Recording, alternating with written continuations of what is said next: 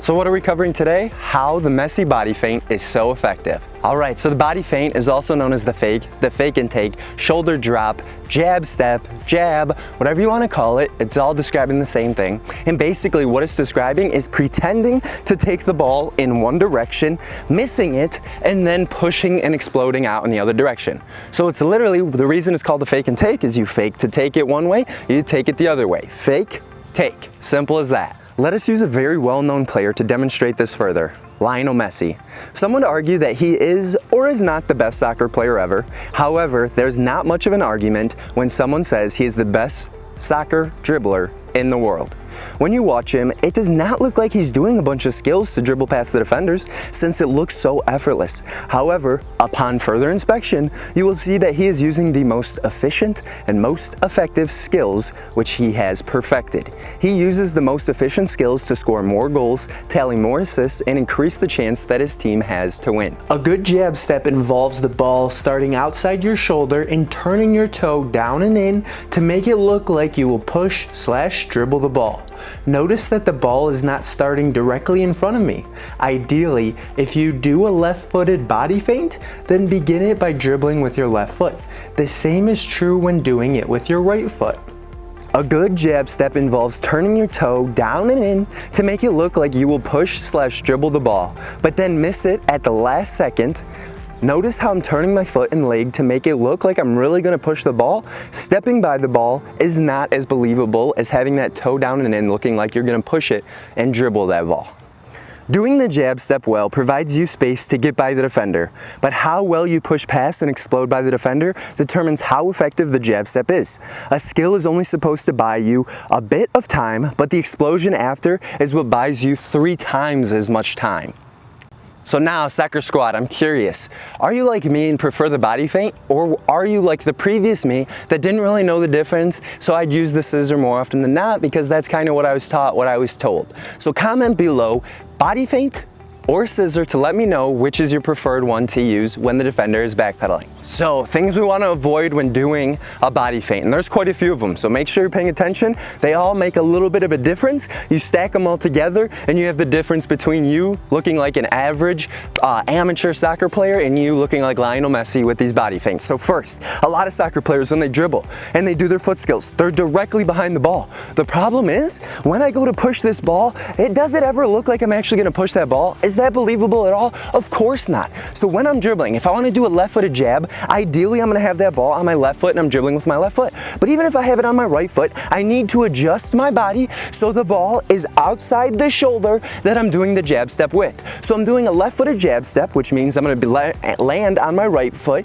which makes it a lot easier for me to shoot with my right foot if I prefer to shoot with my right foot and I'm dominant with my right foot. But we need to have this ball outside the shoulder. Notice the difference. If I go here and I pretend to take that ball, much more believable. If I stand behind this ball and I pretend to take it, a lot less believable. And now notice the second thing to avoid. If I stay behind this ball and I go to do that jab, often what happens, look at where my shoulders are pointing. My body is not lying to the defender. I want my hips, I want my shoulders, I want my body to lie to them. I want to fake in that direction and not in the direction I really want to go. So if I'm directly behind that ball and I do that jab, more often than not, your body's going to stay pointed to the direction you actually want to go. Your body is going to tell the defender what you want to do, versus having this ball outside our shoulder. When we go to push this ball, now notice when I go to push this ball, it's much easier to keep those shoulders and those hips and that body pointed in the direction I want the defender to believe I'm going, so that I can explode and take the ball out in a different direction. So it's so important that we make sure that we have our shoulders turned when we do this. And in order to do that effectively, be outside the ball. Have that ball outside your shoulder just ever so slightly so it's very believable. So now, we talked about this earlier, when you do that body feint, that jab step, you want to make sure you make it as believable as possible. So when I go to push the ball, do I go and I step and I hit it with my toe when I'm trying to dribble the ball, or do I dribble with my laces down and in? I dribble with my laces down and in, pushing with those laces, creating that scooper for the ball. So when I do a jab step, should it look any different? No, it's got to look the same so the defender bites. So when I do this, notice my toe down and in, I'm pretending to push it, and then the last second, I'm I'm missing the ball. Versus a lot of players, they just go like this. They throw their leg out, keep their shoulders pointed in the wrong direction. You want to fake this way, but you're pointing this way. So don't just throw that leg out and take a step. Make it look like you're actually going to push the ball and then explode out in the other direction. All right, so that fourth thing that we want to avoid when doing this body feint, this jab step, is we want to avoid doing the skill too close to the defender. Now, I put these two cones down. This is to represent a defender. Sure, I could have grabbed someone to be the defender here, but you wouldn't be able to see through them, so you're not going to get as much from it. So we got these two cones. Now, if I do this skill, even if I do it well, and I go and I do it too close to them, they miss the ball, but they're coming in swinging for the ball. Guess what they're hitting? My ankles, my shins, hitting me. I don't know about you, but I hate getting kicked. I don't like getting hurt. I get hurt enough without them kicking me. For them to kick me, it's just gonna cause more pain, more grief, more anguish for my body. Okay, so make sure that we back up a little bit. We don't wanna get hurt by them. Secondly, and even more importantly, notice, if I'm right here and I'm doing this skill, I can't really go forward. And notice their feet are gonna be more wide and they're probably gonna be more turned. So they're trying to push me in a direction. So instead of just going straight forward and attacking with one touch, I now have to go to the side and then I can attack forward. Notice, to the side, then forward. That's one, then two touches. Two touches to get by them is too slow. So instead, it's much better to have at least 1.5 yards of space between you and them so that when you get them to, or when you do the jab, you get them to plant and put a lot of weight on the wrong leg so that now you can just barely push by, and notice I got by them in just one touch. One touch saves a lot of time. Two touches waste a lot of time. So do your skill with enough space that you can recover if you make a mistake, that they're not going to kick you, and you can explode by with one touch and don't have to take a touch out and then up. So now how do we practice this skill? Well, I just showed you.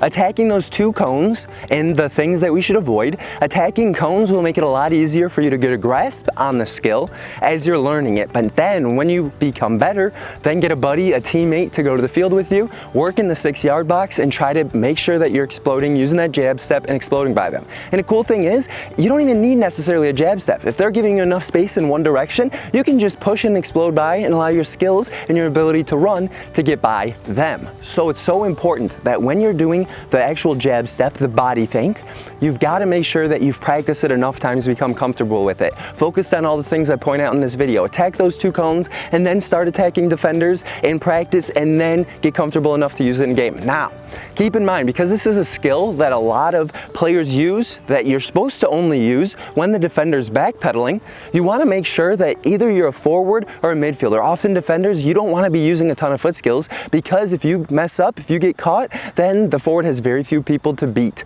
in order to get that ball on net and potentially in the net. So definitely, this is a forward skill. A lot of defenders are going to be backpedaling. In the midfield, a lot of defenders will reach in for that ball. Midfielders on the other team will reach in for the ball, but as forwards, pretty much all the defenders you go against are constantly backpedaling and waiting for a good moment to pounce, or just continue to backpedal trying to stop a shot. So this is a great skill to use, the body feint, when they are backpedaling, those defenders. If you want to learn more about how to attain the best dribbling abilities and foot skills in your league, then grab the third book in the Understand Soccer series, Soccer Dribbling and Foot Skills, today on Amazon.com using the link in the description below. So that pro tip you've been waiting for, what skill should we avoid practicing now that we know the body feint? Well, it's none other than the scissor.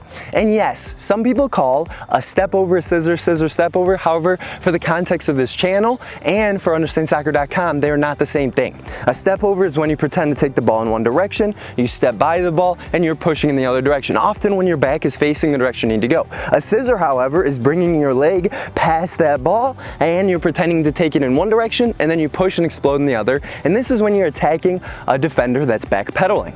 Whereas a step over, again, is when your back is facing the direction you need to go. Now, the reason that we want to use a body feint over a scissor, and now I can understand you saying, well, what if I practice both? I'll get better at both. Well, why get better at something that's not as good as something else and they're both used in the same situation?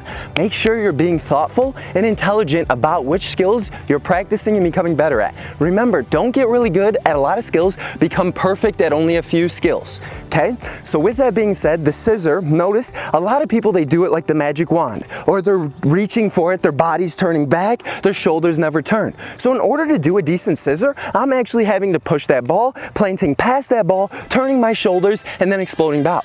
But in order for me to plant past the ball, it requires an extra step past that ball, and that extra step takes extra what? Yep, you guessed it, extra time. Okay, so that extra step takes extra time versus me just staying behind the ball, pretending to take it one way and then taking it the other. So be more efficient. Things and skills that take less steps are quicker to do and allow you to get past that defender more explosively and more efficiently.